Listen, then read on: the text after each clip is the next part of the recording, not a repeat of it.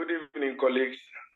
My name is Andrews Bright-Mensah, presenting for Team Honesty. And I have our team made up of myself as the group leader, Paco Mensah as the secretary, Linda Tay as our proofreader, and Daniel Murray as our researcher. We are going to explore the topic, the relationship between effective leadership and employee engagement, and further discuss the impact the various leadership styles have on employee motivation, job satisfaction, and productivity. If you look at abstract, just as I indicated, we want to straddle the relationship between the various leadership styles. We will delve into the various styles and how they affect the various elements of job satisfaction, productivity, and employee engagement. So without wasting my time, we'll go to our introduction. And we all know the concept of leadership as an important role in the success of any organization. And the aim of this is to investigate the impact the various leadership styles have on outcomes, particularly focusing on engagement, motivation, satisfaction, and productivity.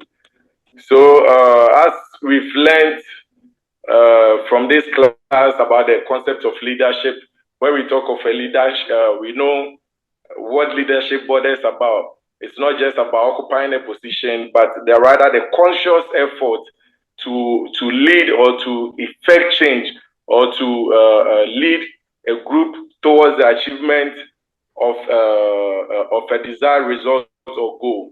And we also highlighted on the attributes of good leadership. What's a good leader? The kind of qualities that a good leader should possess: communication skills, showing empathy, being able to give clarity when it comes to job schedules and all that, just to refresh our minds. So when we talk of effective leadership, it says the ability to inspire, influence, and empower others towards the achievement of a common goal, as Prof has stated on numerous occasions. So let's look at the concept of employee engagement. If we talk about employee engagement, we are just looking at the degree, or we are trying to measure the extent to which the employee is involved in his task or in the schedule that he or she is being put on. And we know the degree to which an employee focuses on the job has a long way to ensure organizational productivity or success. So employee engagement equally look at how the employee is being committed in the job, how they are focused, how they love the job. And looking at it, we put it under three main categories. That the cognitive engagement. That's when you talk of cognitive, it talks about how the extent to which the employee focuses on his task or the schedule. We also have emotional engagement. That has to go to do with how the employee feels about the job in question, about the work environment, about colleagues and all that. Emotions also play a very vital role when it comes to employee engagement. Then we have the physical engagement, which is the general attitude of the worker at the workplace, something like lateness, looking at the commitment level of the employee and all that. So when you talk of physical engagement, that's what it borders on.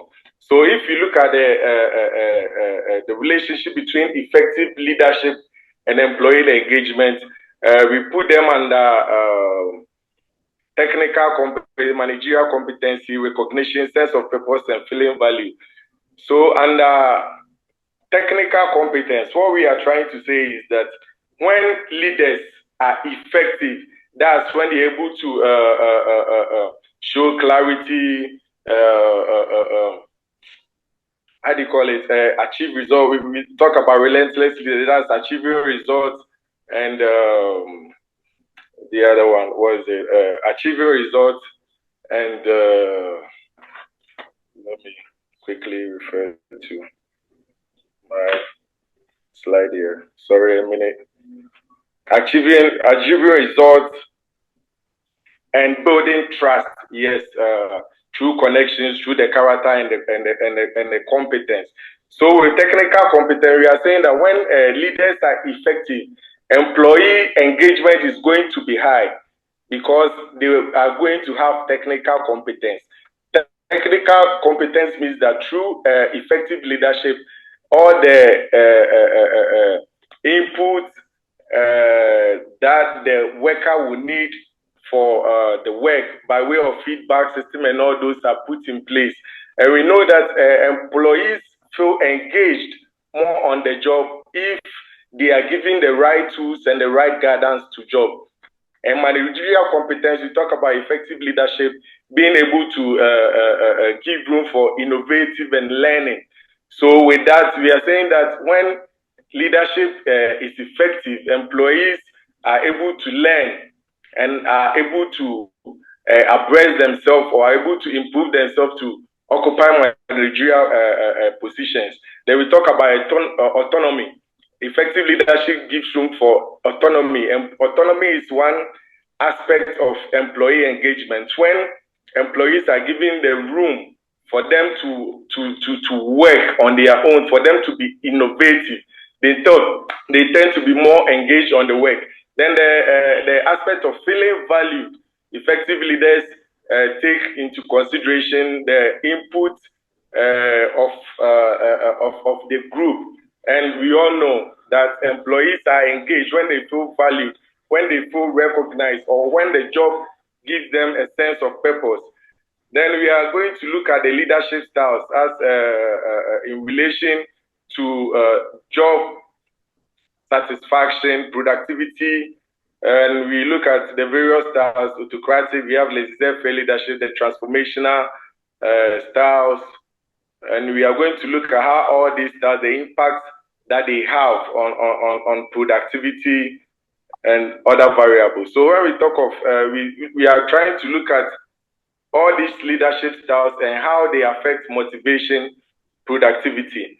So with motivation, we are looking at, when we talk of motivation, we are talking about the commitment level of the employees in the organization.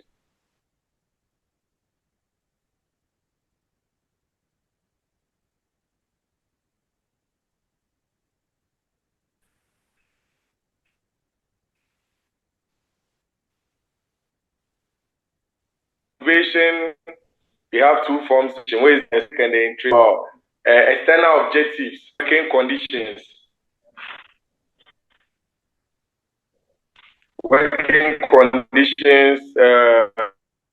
and all that.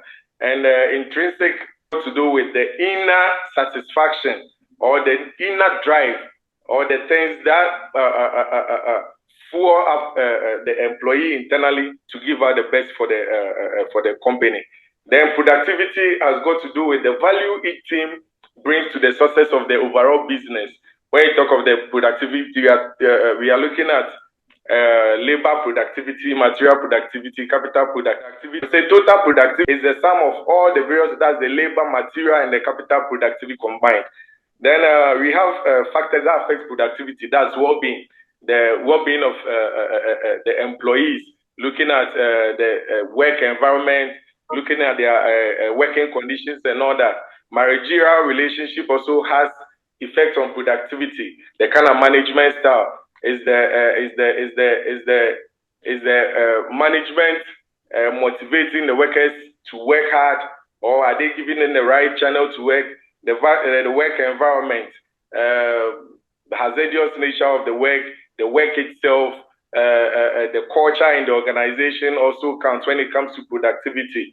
Is the company giving room for innovation, facilities and equipment? You know, if the more input we give to the employees, the better their output. So all that's right. Your time is up. Unfortunately, your time is up. Your time is up. And so at this point, we want to ask if any of the judges have a question for you.